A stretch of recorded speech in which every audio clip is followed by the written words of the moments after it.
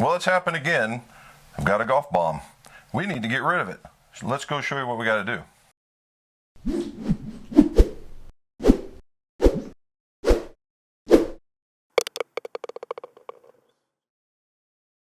Welcome back to the mcgolfshop. Jim McCleary, most awarded certified clubmaker, club fitter, where we talk about club repair, club reviews, and club fittings.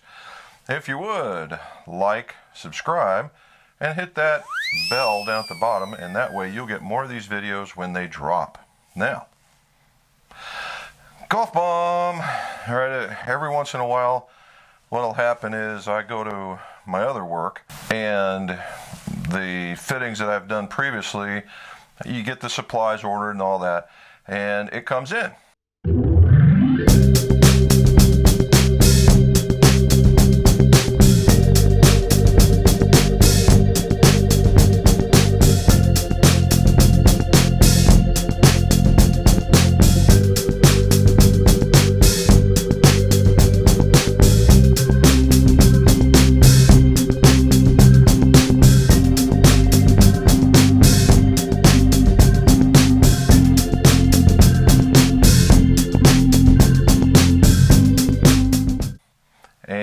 Came in at once. So we've got quite a few builds to do, most of which will probably turn into video, which that's this one.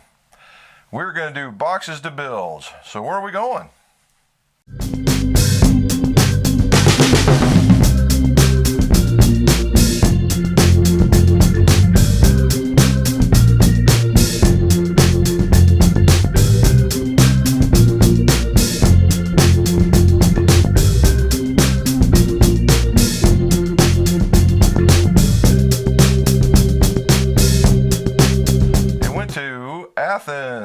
Athens, Ohio, not Athens, Greece. Athens, Ohio, and that's home to the University of Ohio Bobcats. Or is it Ohio University Bobcats? Ohio University Bobcats. Anyway, we are doing an incredibly cool build, and that's what we're going to talk about here. We're building Vegas.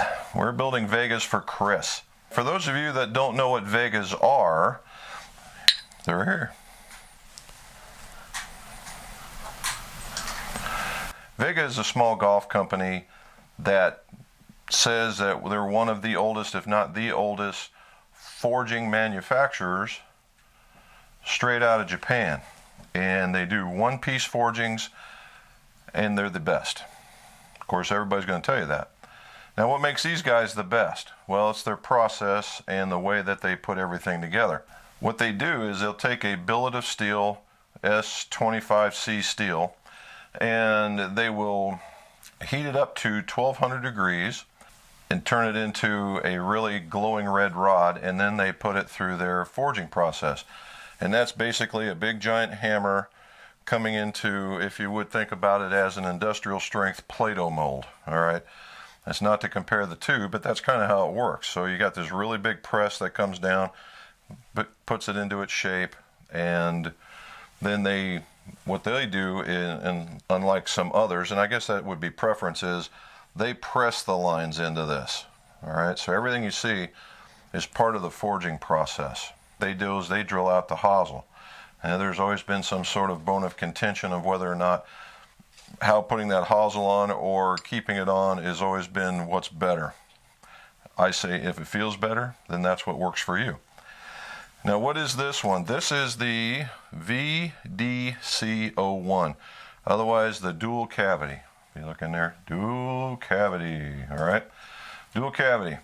And what they're talking about here in the dual cavity is they got the normal cavity that everybody sees, and then this little bitty cavity back in here. That's to give it just a little softer feel. If you look, this is what I would call the player's blade look. Right, player's blade look, and very little offset. It's got a killed leading front edge. It's been, ground upon. Is that even right?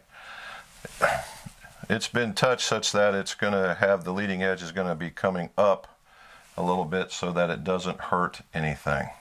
If you look at that, if you see that, it's a fairly squared off top line.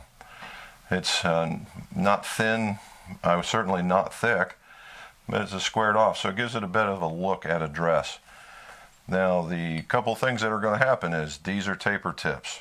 These are taper tip 355 hosel, and they're very, very tight, and we're going to talk about that going forward. Along with this player set, we also have a set of Muiras. Okay, set of Muira wedges. C grind, at least that's what this is, I would think.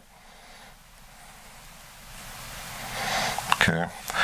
Muira again is another what we'll call niche company that is known for putting out some really extraordinarily good forged clubs as well. They have a different forging process, and where they put what's called spin milling, and they spin mill the neck on. To each his own. Now, what do I like about this? What do I like about this guy? We're going to put together 3, and they're all pretty much about the same. And if you look, it's got a little heel relief, and then it's just taken off in the back, so you can open it up just ever so slightly, not a lot. And just a really solid, very clean wedge. That's always been their moniker. Very solid, very clean. What are we going to put in these guys? Well, we're going to put in these.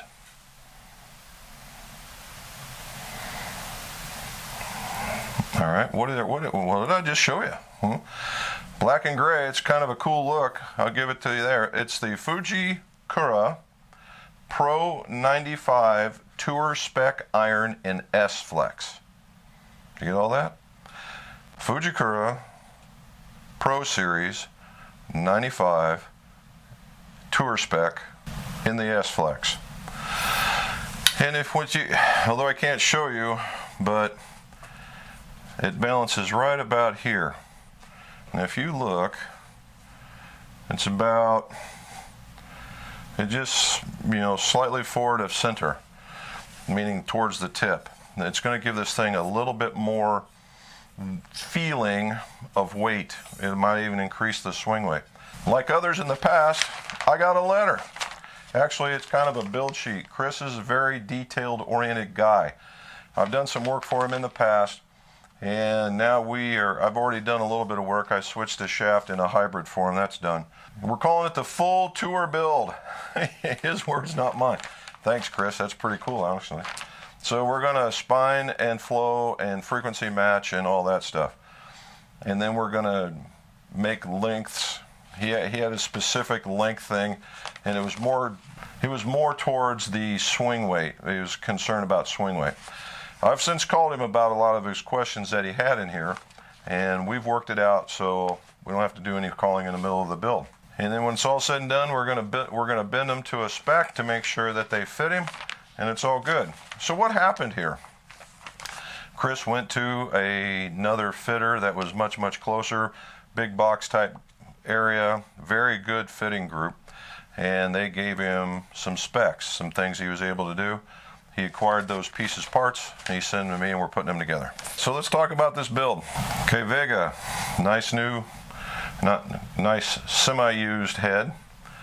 All right, low offset, smaller. I wouldn't say it's a smaller sole. It's not butter knife small, but it's pretty close. And it has a taper-tipped hosel. Now, in a lot of cases, when you have a taper-tipped hosel, let's see if I can get one. When you get a taper-tipped hosel, it fits in really, really tight. Well, I don't have a taper-tipped shaft. I have a parallel tip shaft. And it doesn't want to go in. All right, so what's going on here? If you look, there's a lot of beef at the end of this club. This is going to be a stout shaft. There's no doubt in my mind. Fuji is a great manufacturer of shafts. These guys are in this tour spec is made for the stronger golfers, so whatever the S-Flex says, it's most likely going to play a little bit more than advertised, and we already know the flex rating that we're trying to get to. So now what do? You make this bigger, or do you make that smaller? Well, you do a little bit of both. Now we'll talk about that in this has so much meat on the end of it, there's so much material that, you know, if you had a taper tip, and taper tips are only really truly taper tipped in the bottom 3/8 of the shaft, could you cone that and make it so that it could fit into here? Yes, you could. Okay, yes, you could. Except for, like you saw in the steel shaft, it fit in. This does not. So I would have to make this smaller the entire length, or this bigger. Well, since this is parallel, this is not, I'm going to make this give it up, and this is going to become parallel, where this is going to stay parallel, and that way I have a little more control over the frequency matching, and then we're going to put them together. Now I will say that the weights were dead solid on for Vega, good marks to them, and that the little bit that we're going to take off isn't going to be a manageable thing. We might take a gram out. So that was one of the other issues, you know, on swing weight. However, we're making them an inch longer. So all these things are bouncing out, and we'll tell you about that later. So we're going to ream this out. I'm going to show you a few of those, and then we're going to get to building.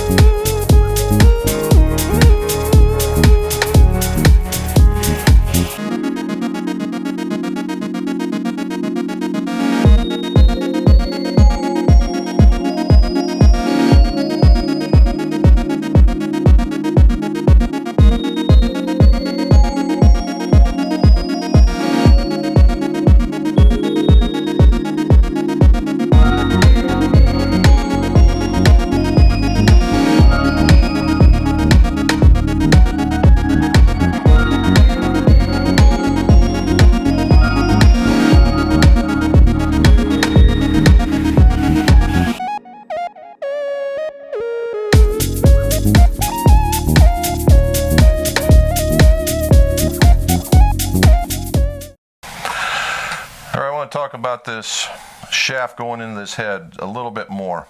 Now you saw it reamed, we've cut it down to the right size, and it barely wants to go in. You don't get to see how far in, but not very much, right? That little bit. So when we talked about how much do you take off of this versus how much do you take off of this, well, we took a little bit out of here, and we're going to take a little bit out of here just to show you. This is kind of tip prepping, okay? Tip prepping. Whether or not it fits or not, you still got to do some tip prepping for the glue to hold. So I want you to take a look. Nice and easy. Really kind of cool charcoal paint job. I really like that part of it.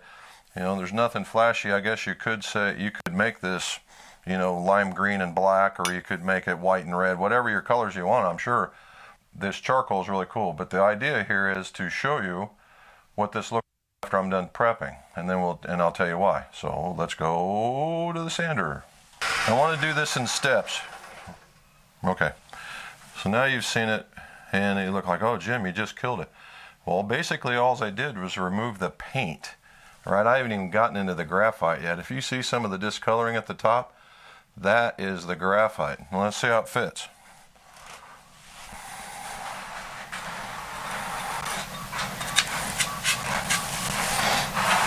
There you go.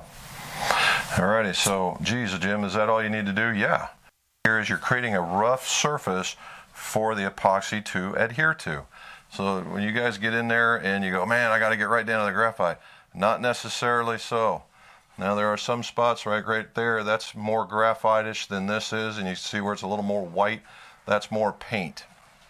Okay, so that's all you really need. And there you go. And now we'll have a tight bond, and Chris should be ready to go.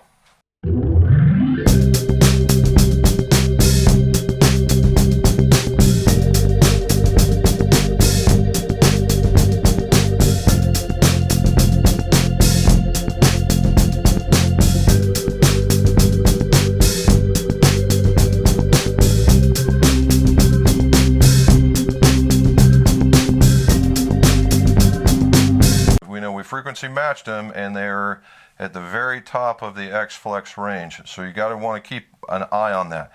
Again, it could be profile, but that's where we're at. Now on to the Muiras, but we run into the same, does the shaft fit into the hosel? Now this is a taper tip shaft, these are taper tipped hosels.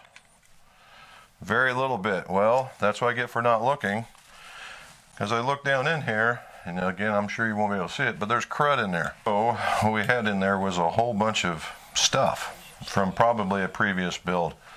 Now you saw where we went in there, right? So I took out all the gunk. Now it's in there. Now we're in a little bit more. Still not enough, but we're getting closer. So now it's time for tip prep. And again, just like before, we take a little bit of that off. And we still got a ways to go. So that's how tight that some of these are. Let me do some more. Okay, if you notice now I've removed the paint. There we go, I've removed the paint. There I am. So that's what we got to do. I'm going to do that to the next three, including the prototype or the proto wedge shaft for the recoil, and then we're gluing. Day 2 of our boxes to builds of the Vega irons with the Muira wedges going to Athens, and we are done. And you see, we got our nice shiny Muira wedge. Ferrules are nice and shiny. We got our Fujikura, and then he went with a mid-sized Golf Pride velvet cord. And we had to bend them 3 degrees up, which is not a problem for a totally forged club. And we made the wedges the way that he wanted in the lofts and the lies that he wanted.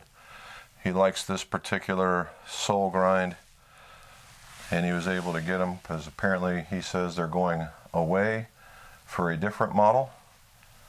And what we put in this one was an MCI. And the MCI is basically it's a metal graphite weave and makes for a very good wedge shaft.